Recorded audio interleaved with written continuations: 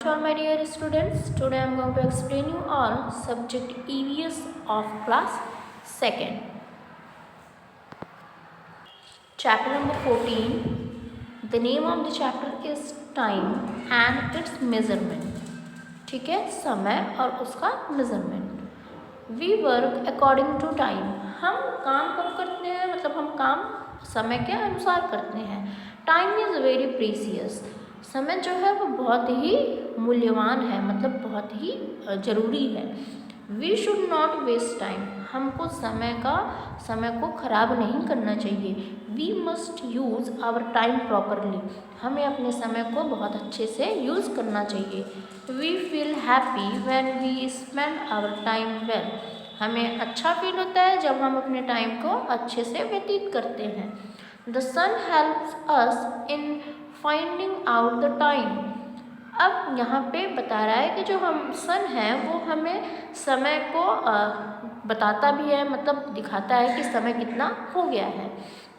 The day begins at sunrise. जो समय की शुरुआत होती है वो सूर्य उदय के समय से, मतलब सन जब ऊपर आता है तब शुरू होता है. This time of the day is called morning. और इस समय क्या कहलाता है? मॉर्निंग कहलाता है. We go to school in the morning. हम स्कूल भी कब जाते हैं? मॉर्निंग के समय. After some time the sun appears high up in the sky. कुछ समय बाद देखते हैं कि जो सन है वो एकदम ऊपर आ जाता है बादल आकाश में. This time of the day is called noon और मिड डे. ये टाइम या तो नून आफ्टरनून कहलाता है या फिर मिड डे कहलाता है. ठीक है, जिसे हम दोपहर बोलते हैं. After this the sun start coming down. इसके बाद क्या होता है? जो सन होता है वो नीचे आने लगता है. This time of the day is called afternoon. और ये समय क्या कहलाता है? आफ्टरनून कहलाता है. ये नून कहलाता है, ये क्या कहलाता है? Afternoon. Okay. It is the time we come back from school. और ये वो समय होता है जब हम स्कूल से वापस घर आते हैं. यहाँ पे देखिए, मिड डे जिसे नून कहते हैं वो कौन सा समय होता है? आफ्टरनून. और इवनिंग किसे कहते हैं? Next is the time when the sun begin to set is called evening. अब जब समय होता है कि सन जब डूबने लगता है तो उसे क्या बोलते हैं? इवनिंग कहते हैं. Slowly it become dark after sunset. और धीरे धीरे अंधेरा हो जाता है जब सनसेट हो जाता है. The moon and the stars appear in the sky. अब मून और स्टार्स ही आकाश में दिखाई देते हैं. This time of the day is called night. ये समय क्या कहलाता है? नाइट कहलाता है, रात. After dinner we go to sleep. खाना खाने के बाद हम कहाँ जाते हैं? सोने के लिए जाते हैं. The next day again begin with the rising of the sun. और दूसरा दिन भी फिर से वही शुरू हो जाता है जब सन उगता है. अब है हाउ टू मेज़र टाइम. हम टाइम को कैसे मेज़र करते हैं? Time can be measured in terms of hours, minutes and seconds. हम टाइम को मेज़र करते हैं घंटों में, मिनट्स में और सेकेंड्स में. ठीक है. द क्लॉक और watch is a device which tells us the time. वो क्लॉक होता है या फिर कोई वॉच होता है, ऐसा डिवाइस जो कि हमें समय देखने में मदद करता है. There are 24 hours in a day and night.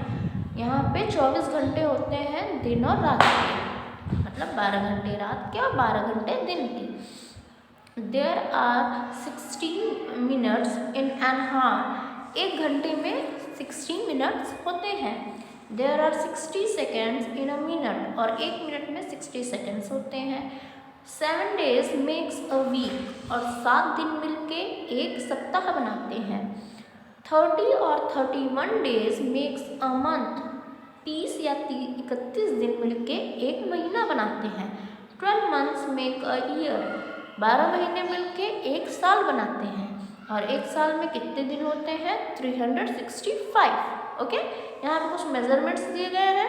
1 day equal to 24 hours. 1 hour equal to 60 minute. 1 minute equal to 60 seconds. 1 day equal to 7 days equal to 1 week. 30 और 31 days equal to 1 month. 12 months equal to 1 year. और 365 days equal to 1 year. Okay. Let us do the exercises.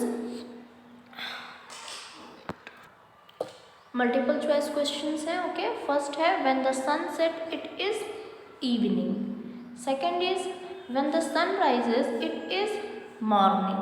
Okay, now question is complete the following. First is 1 year equal to 12 months, 1 week equal to 7 days, 1 hour equal to 60 minutes, 1 day equal to 24 hours.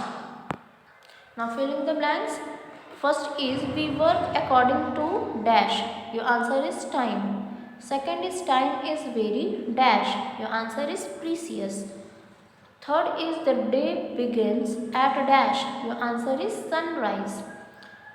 Now fourth is we go to school in the dash. Your answer is morning. Now true or false? First is the day starts with the evening. False. Second is we see the moon and stars at night. True. Third is there are 365 days in a year. True. Fourth is there are 20 hours in a day. False. Okay, in this way your chapter is completed. You will get all the question and answers as your homework. So that's all for today. Thank you so much.